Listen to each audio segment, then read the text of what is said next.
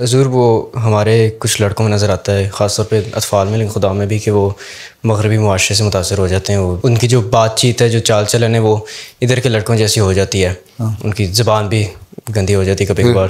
اس کا خدا ملم دے قصور ہے، ہو جاتی ہے تو صحیح تربیت کریں، ان کو ساتھ اپنے اٹیچ کریں بچپن سے ہی. اطفال پہلے تو والدین کا قصور ہے، جماعت کو چاہیے اور والدین کو چاہیے کہ پیرنٹس کو چاہیے کہ اپنے بچوں کو اپنے ساتھ، اس پر میں بے شمار دفعہ میں کہہ چکا ہوں، اپنے ساتھ اٹیچ رکھیں کہ ماں باپ. تو بچے ہوں گے 15 سال کی عمر تک تو بچے صحیح رہتے ہیں.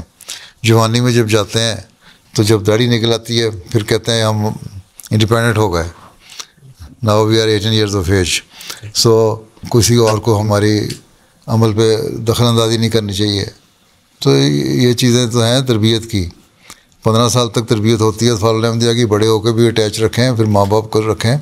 تو یہ بچپن کی تربیت جو ہے، اس بارے میں بے شمار دفعہ میں کہہ چکا ہوں.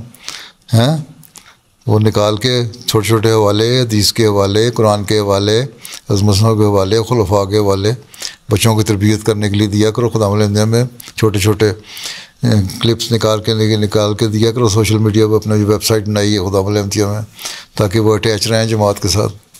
ٹھیک ہے. باقی تھوڑا بہت فرق تو انفلوئنس ہوتا ہی ہے معاشرے کا، اسی سے بچانا ہے تم لوگوں نے. یہی چیلنج ہے ہمارے لیے، بہت بڑا چیلنج ہے یہی.